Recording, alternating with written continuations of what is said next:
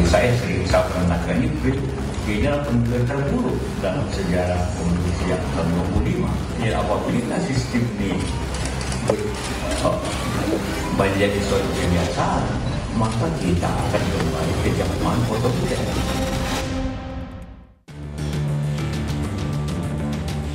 "2024 jadi sejarah pemilu terburuk." Begitu kata Wakil Presiden ke-10 dan 12 RI Yusuf Kalla. Bahkan yang paling dikhawatirkan JK bisa mengarah ke otoriter.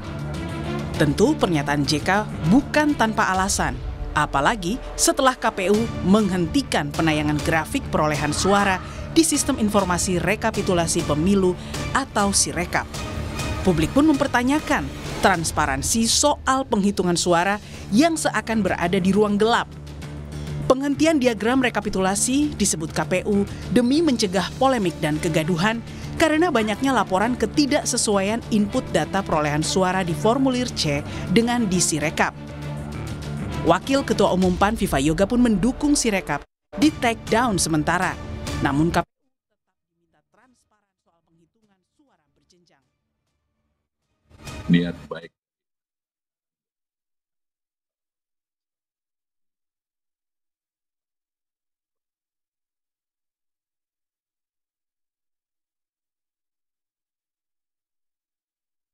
dihentikan dulu karena problem ketidakmampuan di dalam menghandle soal teknologi sehingga tidak lagi menimbulkan polemik dan konflik di tengah masyarakat.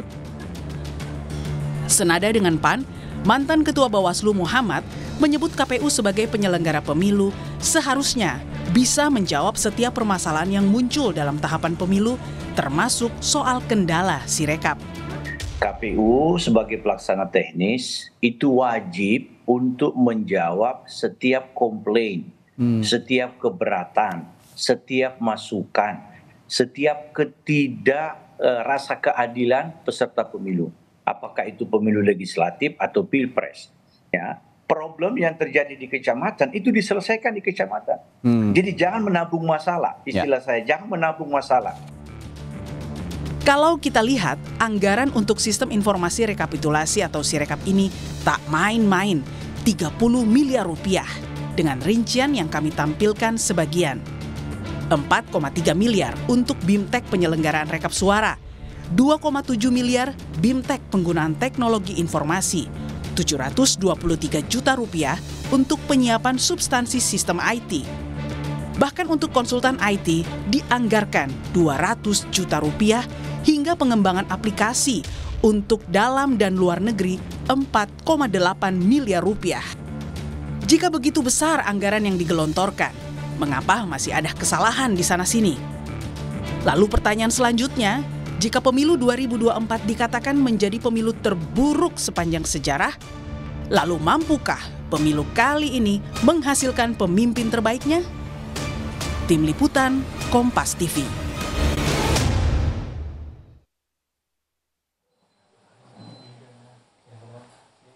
Saudara, setelah KPU menghentikan tayangan tabulasi rekapitulasi di Sirekap, bagaimana kemudian publik bisa memantau transparansi penghitungan suara pemilu 2024?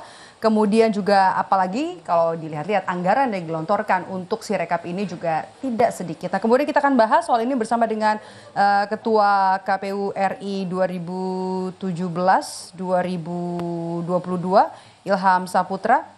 Halo Mas Ilham, selamat sore. Langsung saja komentar Anda yang paling penting soal penghentian penayangan untuk tabulasi di aplikasi Sirekap. Ya, tentu saja Sirekap sebagai alat pembanding, sebagai alat transparansi dan juga sebagai alat agar tidak ada manipulasi suara. Jika kemudian hasilnya di take down, saya kira ini menjadi persoalan. Kenapa demikian? Karena tentu ini akan menambah kecurigaan publik kepada penyelenggara pemilu terkait dengan carut-marut penggunaan Sirekap. Ya, jadi memang ini persoalan karena harusnya publik bisa dapat melihat hasil resmi atau hasil dari scan C1 dari TPS, setiap TPS di Indonesia dalam penyelenggara pemilu lalu, sehingga kemudian masyarakat bisa mendapatkan informasi yang valid. Tapi sekarang kan malah kemudian dari awal sudah ada persoalan dengan Sirekap, kemudian sempat dihentikan rekapitulasi dan penggunaan Sirekapnya di kecamatan, dan sekarang malah kemudian saya tidak tahu sampai kapan Aha, kemudian take down hasilnya seperti itu. dihilangkan. Silakan. Mhm. Nah, mhm. Oke, ini kan alasannya kalau KPU bilang kan untuk menghindari kegaduhan atau disinformasi. Anda setuju nggak? Justru kemudian jika untuk menghilangkan disinformasi harusnya KPU tidak men-take down, tapi memperbaiki dari penggunaan Sirekap tersebut. Ya, jadi Diperbaiki. diperbaiki. Katanya kemarin ketika rekapitulasi di kecamatan dihentikan sementara dalam rangka memperbaiki Sirekap. Tetapi yang terjadi adalah bahwa kemudian sekarang di-take down. Nah, ini semakin menimbulkan kecurigaan. Penyelenggara pemilu tidak boleh kemudian memberikan keraguan-raguan kepada publik, tidak boleh kemudian menyampaikan hasil yang kemudian bisa diterjemahkan dengan hal-hal yang negatif. Tapi penyelenggara pemilu harus memberikan kepastian hasil, kepastian hukum terkait penyelenggaraan pemilu tersebut. Nah, ini yang terjadi malah sebaliknya. Oke, sebagai orang yang pernah menjadi bagian dari penyelenggaraan pemilu dan juga cukup berpengalaman, dan kalau dulu juga aplikasinya namanya Situng ya, Mas Ilham, apa yang mau Anda atau apa yang Anda garis bawahi dalam Sirekap ini, kesalahan-kesalahannya, kemudian ke evaluasinya atau review dari Anda? Yang pertama mungkin proses bisnisnya ya terkait dengan Sirekap ini. Jadi kami di penyelenggara pemilu 2019 lalu, KPU 2017-2022, periode 2017-2022 itu sudah menyampaikan, sudah memberikan blueprint pada KPU terkait penggunaan Sirekap yang kami gunakan pada pilkada 2020 lalu. Memang konsep Sirekap pada pilkada 2020 lalu skupnya adalah pilkada, di mana itu setiap daerah yang melaksanakan menyelenggarakan pilkada bisa menggunakan Sirekap sebagai alat bantu. Nah, tetapi kemudian kami juga sudah sempat membuat MOU dengan provider program Sirekap ini dengan ITB, dan kami juga sudah sampaikan bagaimana kalau ITB kemudian membuat model rekapitulasi untuk pemilu 2024. Nah, setelah itu kami demisioner, kami tidak lagi menjabat sebagai penyelenggara pemilu. Nah, kemudian KPU yang periode sekarang tidak kemudian bertanya, melibatkan atau ada transfer knowledge yang bisa kemudian kami berikan kepada mereka.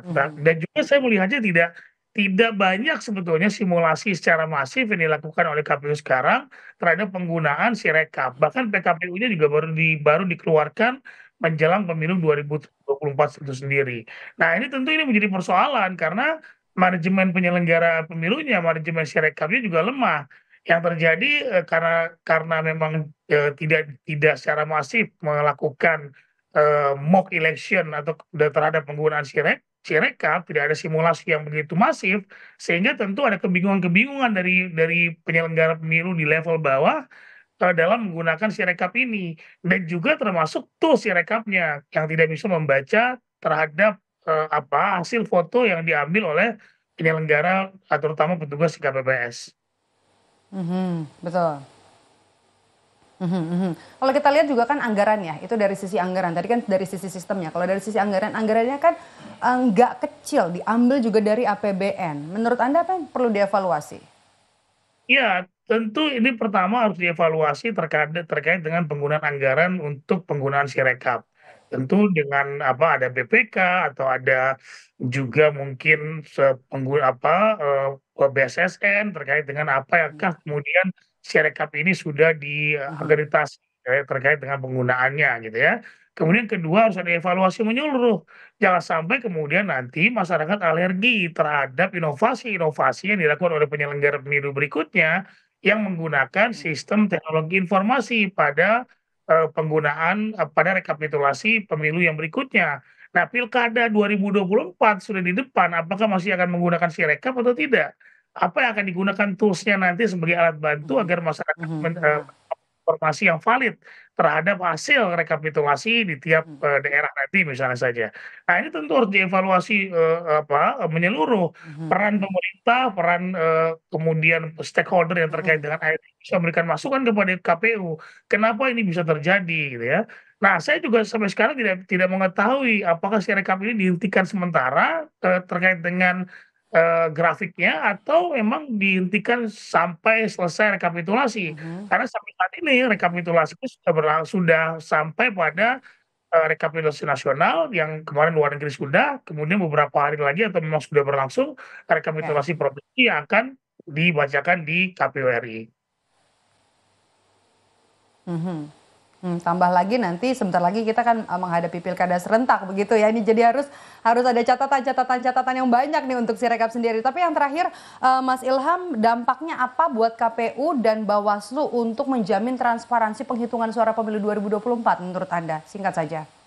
Ya, saya kira ini harus dibuka semua, bahwa Bawaslu juga harus dengan tegas memberikan statement-statement, memberikan rekomendasi jika memang ditemukan fakta-fakta penggelembungan suara, manipulasi suara, bahkan juga harusnya Bawaslu memberikan komentar terhadap take down grafik dari rekapitulasi atau Sirekap hasil resmi dari KPU. Karena tentu sekali lagi bahwa dari awal penggunaan Sirekap ini adalah dalam rangka transparansi. Tidak lantas kemudian di take down begitu saja dan Bawaslu tidak memberikan rekomendasi yang jelas kepada penggunaan Sirekap tadi. Karena sekali lagi ini tentu akan mengganggu kepercayaan publik kepada penyelenggara pemilu dan juga akan mengganggu kepercayaan publik kepada penggunaan teknologi informasi yang seharusnya justru membantu transparansi penyelenggara pemilu maupun pilkada di Indonesia.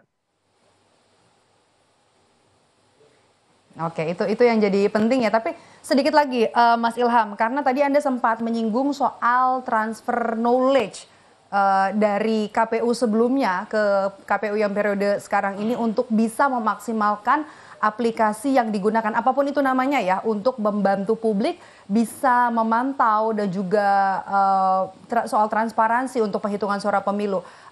Apa saja poin-poin yang Anda garis bawahi soal transfer knowledge ini? Ya, pertama adalah simulasi yang masif harus dilakukan.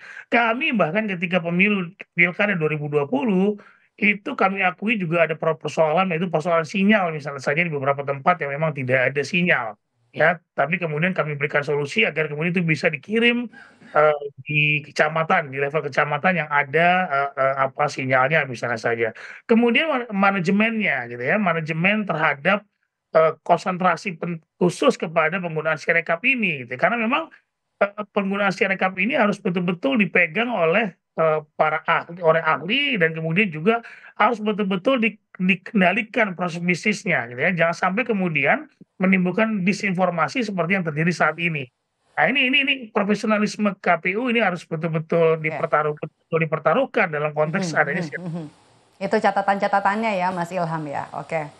Baik. Semoga didengar oleh Komisioner KPU RI yang saat ini tengah menjabat dan juga tengah bertugas untuk mengawal penghitungan suara, menyelenggarakan penghitungan suara yang juga tentunya ditunggu oleh publik soal transparansinya.